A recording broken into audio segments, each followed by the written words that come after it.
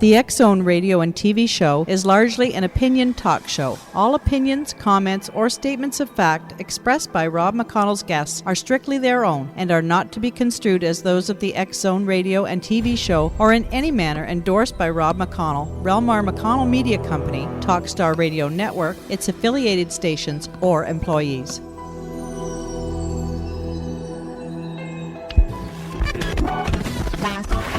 All Hit Radio.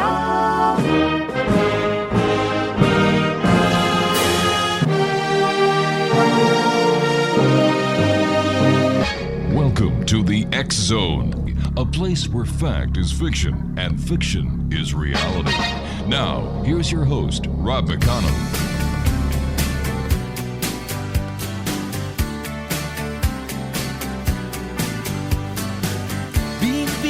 And battered around, been saying up and I've been shut down. You're the best thing that I've ever found. Handle me with care. Reputations changeable, situations tolerable, but baby you're adorable.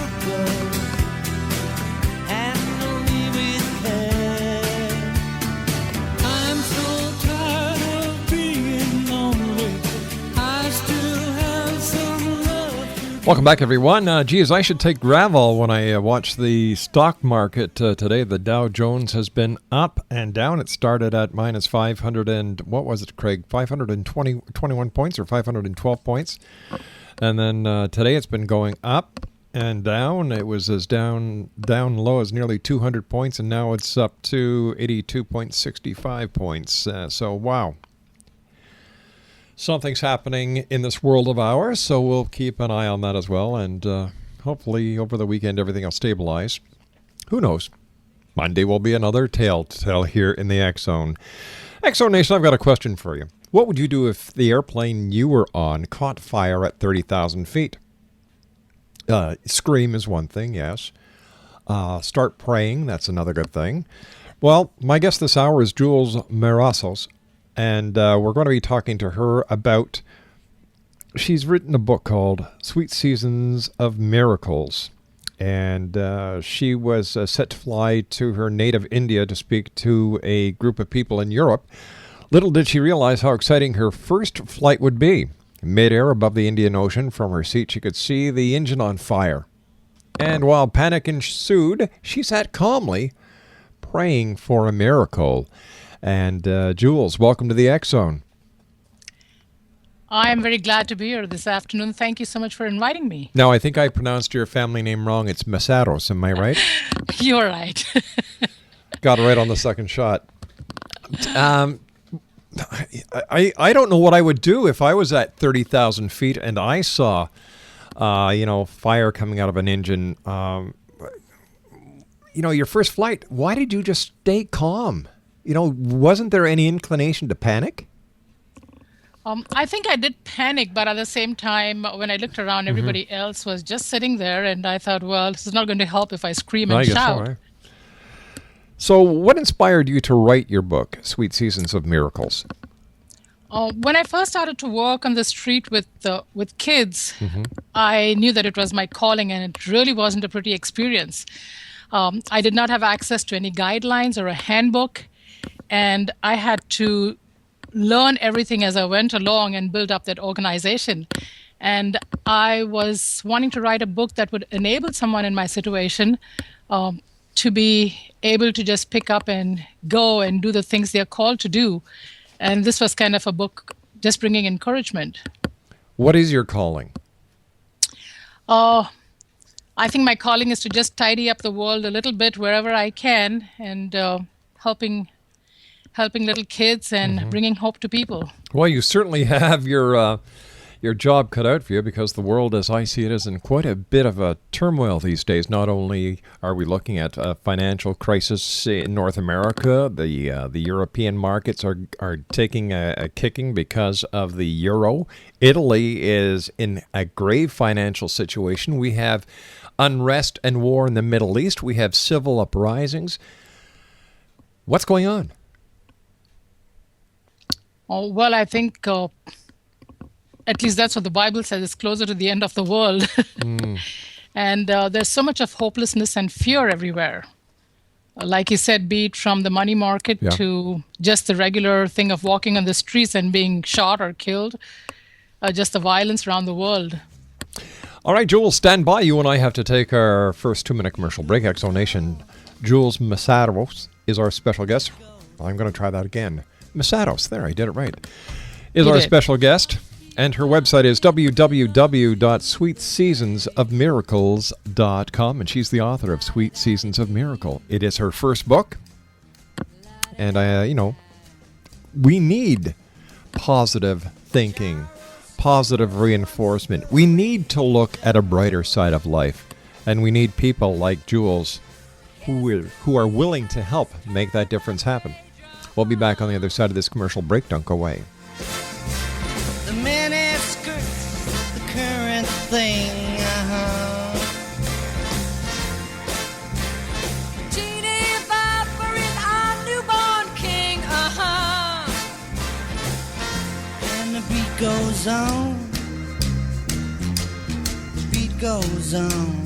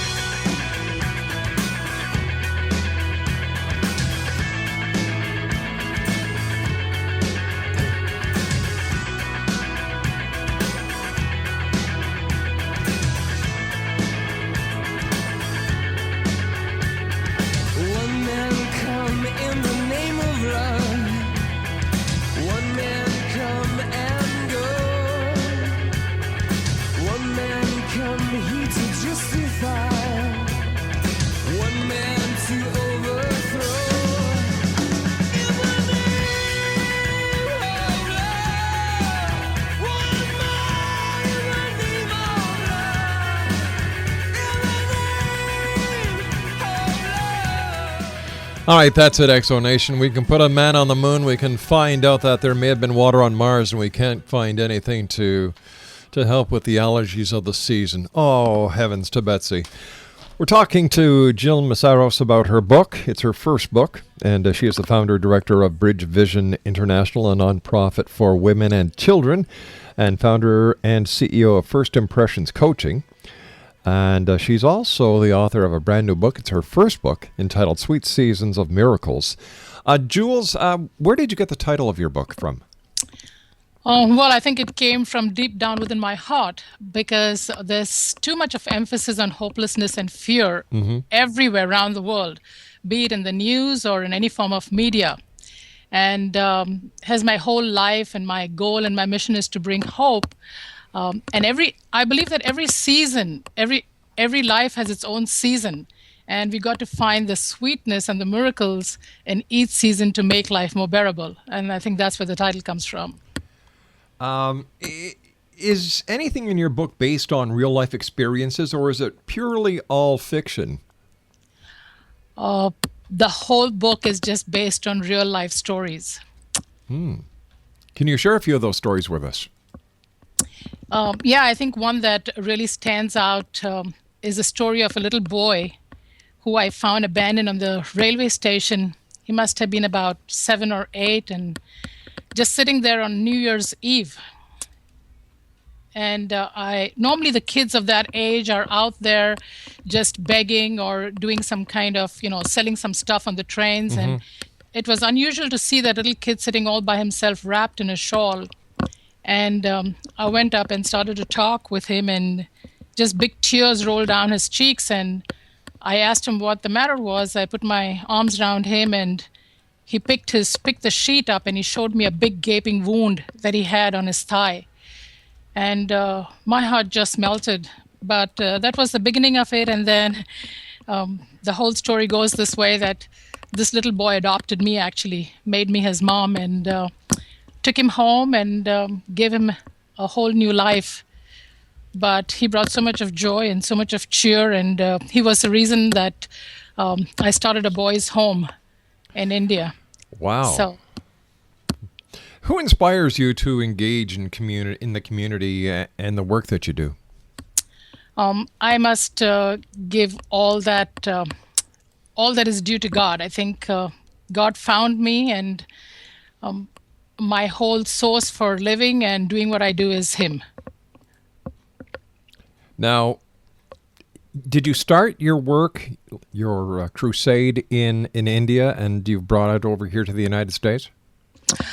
Yes, actually, I grew up in a real small suburb in the city of Bombay, and seen a lot of kids. As I was growing up, I seen a lot of poor kids, and I started out working on the streets, helping little kids, setting up medical aid, food programs, school, and I came over here about 11 years ago to the States and started a feeding program for the homeless. Have you ever felt that you've been in danger in the type of work that you do, working on the streets, working with strangers? Where do you get your courage from? I think from the same one being who inspires me to do the work is God, and I have never been afraid. Rob, I've never been afraid. I think people are people everywhere, and it's the way you treat them. When you treat them as equals and you just love on them, nobody wants to hurt you. And I have just constantly seen that. I've just seen people just loving me back, never have feared that. Why do you think there's so many homeless people in the United States, a country that is supposed to be the most prosperous in the world, and yet there's so many homeless, so many hungry, so many unemployed? Well, I think it's just the way the system is set up, and I wish more people would reach out to those who are poor and on the other side. And it's not difficult to do. We don't have to see so many poor people out there. If you just reached out to people in our own city, in our backyards, I think it would be make such a big difference. I think that people have to realize that it is a real issue, that it's not going to go away. You can put your head in the sand as long as you want, but when you pull that head up to get some fresh air, the problem is still there. And it seems that in today's society, more people want to be part of the problem than part of the solution. I agree. I was kind of really surprised. I was driving with this lady, and we started talking, and she said to me, when I was telling her about stuff in Washington where I seen the homeless, and she said, there are poor people that eat out of the garbage bin. And I'm thinking, like, which world are you living in? You're an American. You should have seen this sometime. And so, like you said, sometimes it's just people with their heads in the sand like an ostrich. And yeah. What do you think people can do to change this? I don't mean, well, everybody can go to a food bank. Everyone can dip a little deeper into their pockets and help out if they have used clothes, or if there's some way you can help, just do it. But how can we, as a group of citizens, make changes that will help these unfortunate people, especially in these very trying times? Well, like you said in the beginning, you just said that's how you said it.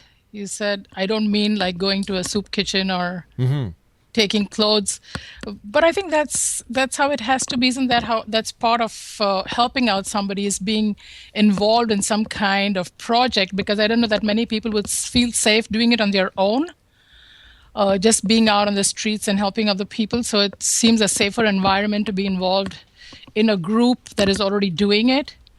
And especially in the Northwest or even in the Midwest, clothes are so important in winter.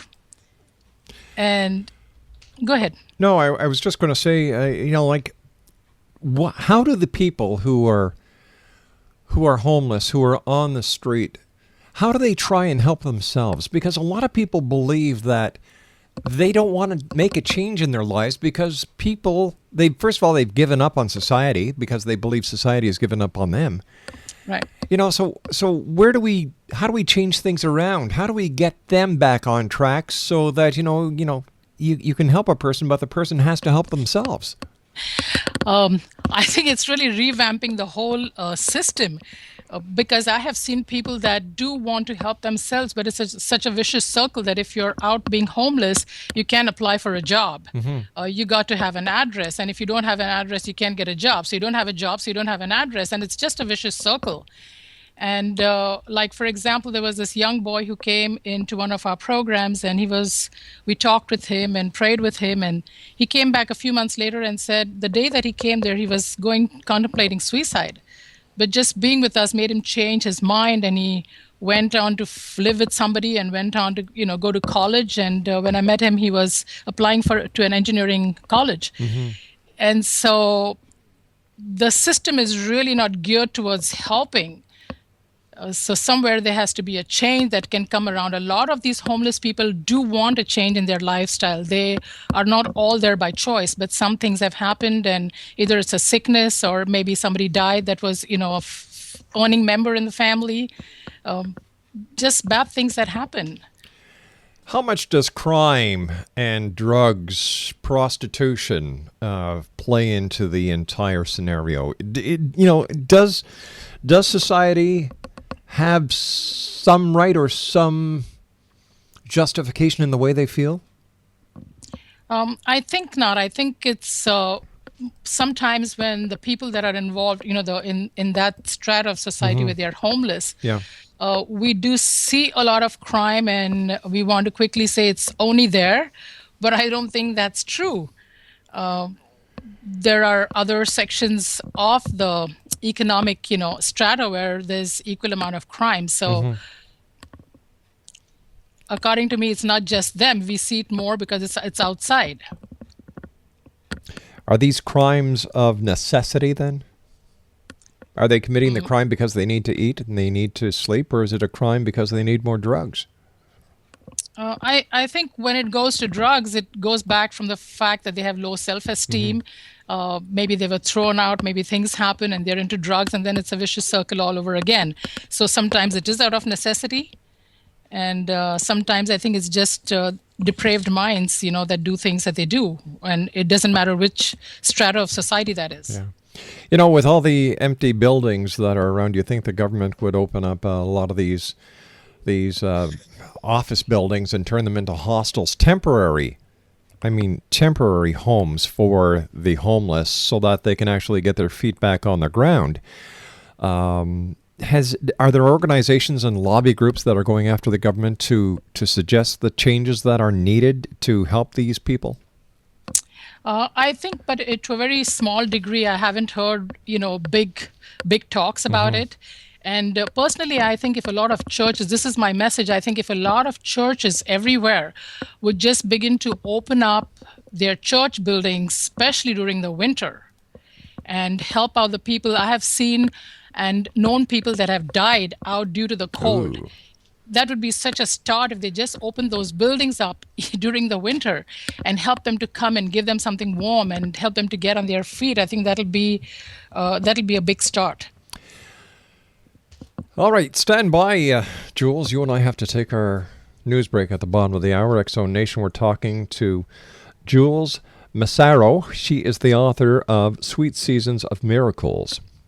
And her website is www.sweetseasonsofmiracles.com. That's www.sweetseasonofmiracles.com. 1-800-610-7035, worldwide toll free. This is the X-Zone on the Talkstar Radio Network, X-Zone Broadcast Network, UK High Definition Radio, Euro High Definition Radio, and Star Cable. On September the 5th, the special edition of the X Chronicles coming out. We're going to be putting it free online. It's a tribute to the 10th anniversary of 9/11. My name is Rob McConnell. This is the X-Zone, and we're coming to you from our studios in Hamilton, Ontario, Canada. Don't go away.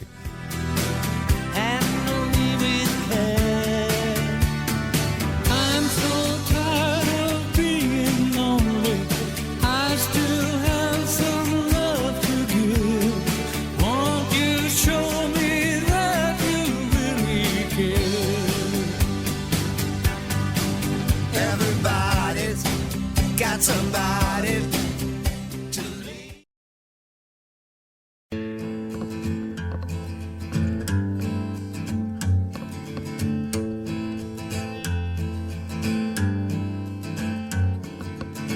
Dear God, hope you got the letter, and I pray you can make it better down here.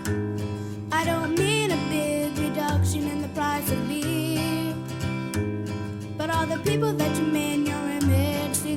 starving on their feet, 'cause they don't get enough to eat from God. Can't believe in you.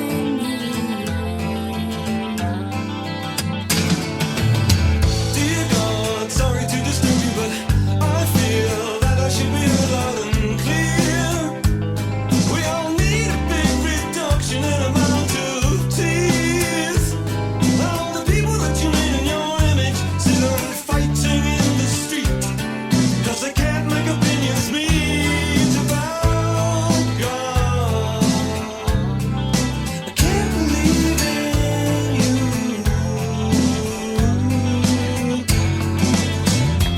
1-800-610-7035 worldwide toll free. Email xzone@xzoneradiotv.com, on MSN Messenger, xzoneradiotv@hotmail.com, and our website, www.xzoneradiotv.com. Jules Massaro is our special guest. She is the author of Sweet Seasons of Miracles. Her website is www.sweetseasonsofmiracles.com. You know, Jules, you've traveled around the world. What is the one common thread you see across continents when you're working amongst the poor? I think I could safely say that people everywhere are susceptible to pure love. People always respond to kindness and love. Doesn't matter which continent you're in, what color of skin, what strata of society. So John Lennon was right. All you need is love. Definitely. Let me just take you back for a few minutes. We talked about the churches, and you know, you said how, especially in the wintertime, the churches should keep their doors open to take care of those who are less fortunate.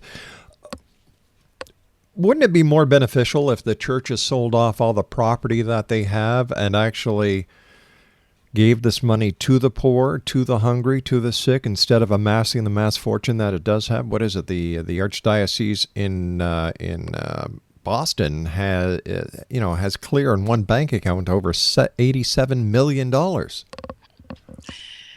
How are we going to? I think all around we see that kind of thing where people or organizations and religious institutions just hoard stuff for themselves. And my favorite saying is, there's no U-Haul truck behind a coffin. That's true. You can't take it with you.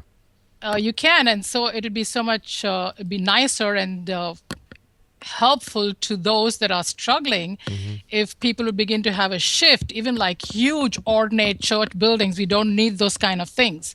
You can have a simple church building and channel the funds and the monies that come in towards bettering the lives of children, women, men. The whole society would take a different turn. And it's not just the economy, not something that, you know, those that are in government can do. It's people in general that can begin to have a different viewpoint and begin to care for those that are within their arm's length. How do you find love and beauty just about everywhere where you are? Do you go looking for it, or does it go looking for you? I think it's mutual. I think if you begin to see every person that I look at, I always believe that they're people of destiny. Right. It doesn't matter to me what clothes they're wearing and how poor or rich they are. Sometimes you can be very rich and have a poverty of the soul that is beyond description. And you can be very poor but still be so rich in the things of life, you know? We should just start looking at people as if they're people. And why do you think society puts this different class and category of people instead of just putting everybody on the same equal playing ground? I think a lot of mindset is handed down from, I don't want to blame the media, but media, your school, the way sometimes parents say things to us. We think everything that is ugly is bad. Cinderella had to be pretty. There's all those mindsets that have been handed down to us over the generations, that whenever we see something that's not clean or people that are not well kept, then we begin to associate that with bad. And we got to look beyond that, past that, and say, no, right in there is a person that is longing to be loved, that is longing to someone that you can give them that kind of worth by just loving them for who they are. In your travels around the world, where would you say that it's the poorest of the poor? The poorest of the poor, Rob, are those that cannot see another person's need. He can be driving a fantastic, fabulous, $1 million car, but if he cannot see the poor that are within his arm's length, then that is the poorest of the poor person that I have come across. Hey, I love that. That is so true. Domestic abuse, Jules, is very common in India. And what facet did you see of that with the homeless on the streets? Domestic abuse in India and so many places around the world is not really limited to the streets. But the only thing is that there you see it right down, in the open.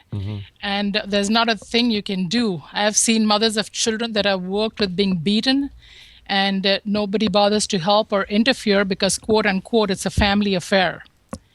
And at present, I'm writing a book on this issue, which is something that happens not only in India, around the world. Happened to me in my previous marriage, and like countless other women, I have experienced that problem, and it's a worldwide problem. And I'm through the book hoping that I can throw light on that and it can help someone in a similar situation. Exo Nation, we're talking to a very interesting young lady. Her name is Jules MESAROS. She is the author of Sweet Seasons of Miracles. It is her first book. Her website is www.sweetseasonsofmiracles.com. Apparently there's a series of coincidences that turned an impromptu gift to the hungry into a fully staffed soup kitchen, and I was wondering if you could share that with us. Oh, well, what happened was I was out on the streets, and as usual, my heart goes out to people that are homeless. And I felt led to start a feeding program in the park. So we just started, I just made an announcement, and everybody came up there, and I told them next Monday I'm going to bring some snacks and start a feeding program here. And I had lots of the homeless people, about 20, 30 people show up, and started a feeding program right there in the park. I didn't know how to make hot dogs or much about hamburgers, but got that together. And a few months after that, a local pastor invited me to come into his church and use his basement. Wow. So if people in towns and villages and cities across Canada and the rest of the world want to get involved and become part of the solution to this massive and growing problem, how would they go about it? I think since most people are apprehensive about doing things on their own, like I said before, it might be good to see what they really feel like doing, whether being involved ministering with kids or with adults, and then network themselves into such organizations and work with them, learn the stuff. So in case they want to branch out on their own and create another module like that, it'd be easier for them. They have the backup support of this organization and of like-minded people, and then easy to just follow the role model that they have. What are some of the major differences that you have found working with the poor and the hungry in India compared to the poor and the hungry in the United States? Well, I think the first thing, poor and hungry are poor and hungry anywhere in the world. Are there different expectations?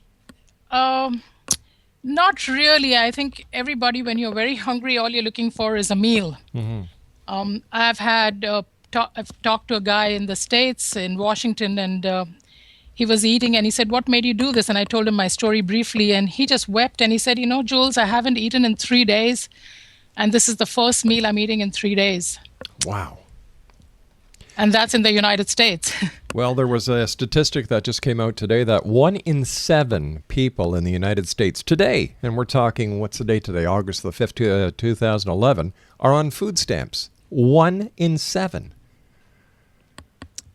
And also, Rob, so many that don't have food stamps and are just lost in the numbers. Something is drastically wrong. What do you think the solution is, Jules? You've got your finger right on the pulse of this problem. You've been working it for a number of years. You're writing about it. You're doing everything you can, not only to feed the hungry, but to bring this problem to the awareness of the population.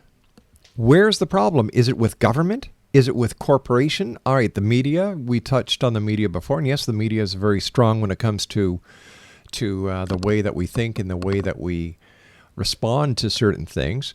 So, but where do you think the problem is? I think, Rob, the problem is with an individual, with each one of us. I think we have to get up, look in the mirror, and think about why we are here. Because if each person awakens to the fact that he or she is put in the world, not just to think about themselves, but to make the world a better place, then it'll begin to take a form of, corporate entities where they'd say, okay, 4 of us can get together and bring this change. Then those 4 can get together and say, 20 of us can bring this change. Right. And I think it's an individual thing. It has to start from there. Everyone has to be aware of the fact that it's not just about I, me, and myself. I'm not here to, like my teacher used to say, you're not in school to warm a bench. Yeah.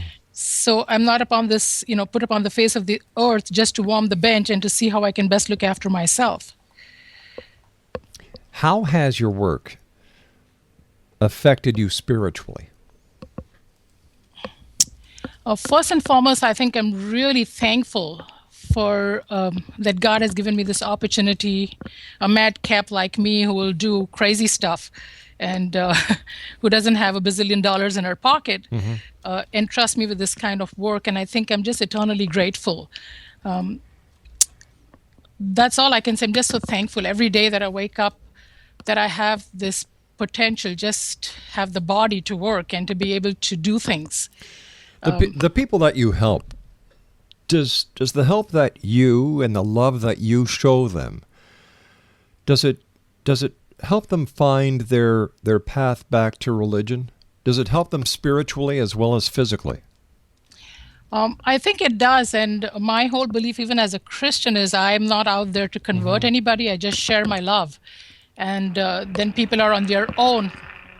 Sorry about the noise. No problem. And then people are on their own to go forth and to want what I have, to pass on that love to other people. How do you... I'm sitting here and I'm listening to the passion in your voice, the love in your voice, the understanding in your voice. To me, you're a very compassionate person. How do you cope with the troubles, the stories, the scenes that you must see when dealing with these people, the children? How do you deal with this? Oh, initially, Rob, I used to get a lot of nightmares when I first started working out on the streets. And I think I sat down one day and came to the realization that this can overwhelm me into being inactive. The whole thing. I've seen such pain, such misery, such horrible things that shouldn't happen to kids and to women and men. And I had to stop and say to myself, okay, I can't change the whole world, but anybody that is within my arm's length that I can touch, I can help to bring some change. And it need not be, I can provide education to everybody, can provide food for everyone. But the simple thing is, if I can love just by hugging, just with what I have, speaking a kind word. And I think that's what kept me going, is I can do something to change the world, just a little bit. I would imagine that there are many times in the lives of those who are so unfortunate that they believe that they're unlovable and that a simple hug, a simple hello, a smile from a stranger can mean the world to them. Yes, can I share a short story? Please do. So one time in India, I was sitting with all these kids, and you have to understand that these kids never have a chance to take a shower for months on end. Oh, heavens. They don't have access to water. And so they sit on my lap and they're all around me. And, it's like a big party time because we are all together doing some schoolwork and coloring. Sure. And some of these kids will use the sleeve of my dress to wipe their nose. Ooh. And they have scabies and tuberculosis.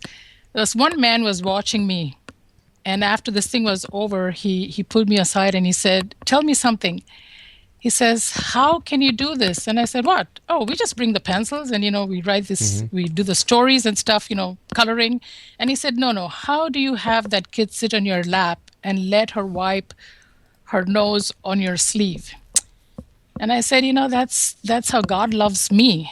I am so impoverished in my soul. I'm such a, as the Christian belief is, I'm a sinner. Right. But God cares enough to love me. Jesus loved me. And I said, that's what I'm doing, just loving them back. What a lady. Exo Nation, our guest this hour is Jules Massaro, and we have to take our final break for this hour. She is the founder and director of Brid Vision International, a nonprofit for women and children, and she's the founder and CEO of First Impressions Coaching. Her first book that we're talking about this very hour, Exo Nation, Sweet Seasons of Miracles. Her website is www.sweetseasonsofmiracles.com. My name is Rob McConnell. Jules and I will be back on the other side of this commercial break as the X-Zone continues from our studios in Hamilton, Ontario, Canada. Don't go away. We all need a big reduction in amount of tears. All the people that you made in your image sit on fighting in the street.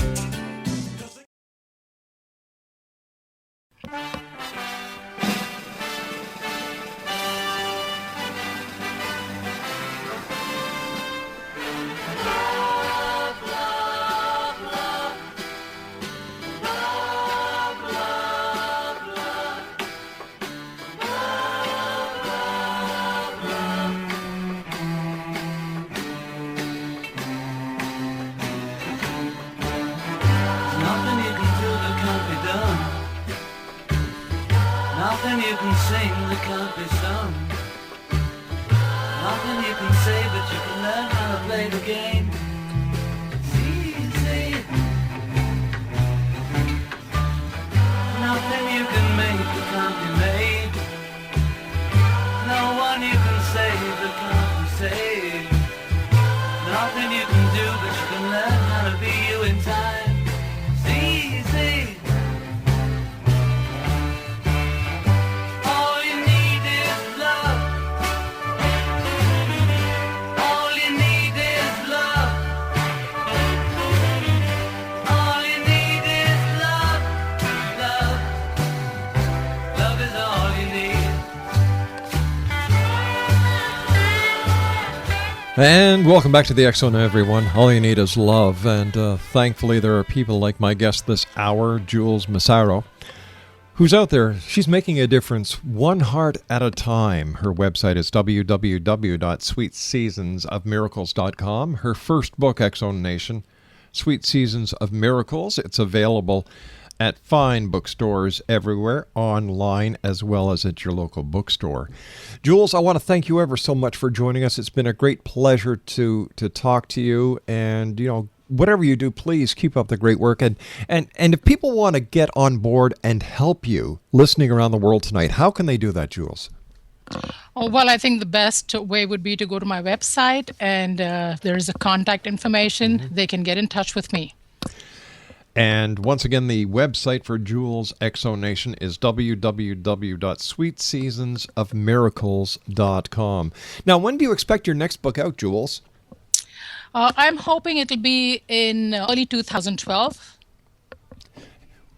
Speaking about 2012, there's a lot of people who are saying it's the end of the Mayan calendar, it's the end of the world, it's the beginning of the book of Revelations, it's going to be the apocalypse. What do you believe December the 21st, 2012 means? I think December 1st, did you say? December 2012? 21st, yeah. Would mean the same as the 5th of August, 2011.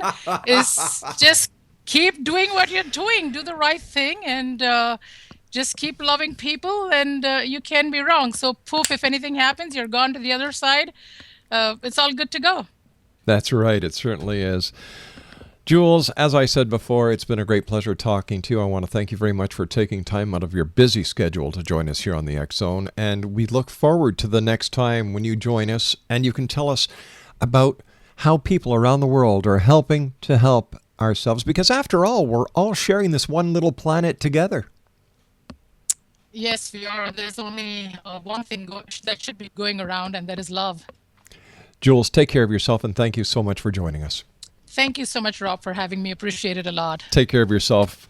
XO Nation, our guest this hour has been Jules MESAROS. She is the author of Sweet Seasons of Miracles, and she is the founder, director of the Bridge Vision International, a nonprofit for women and children, and founder and CEO of First Impressions Coaching.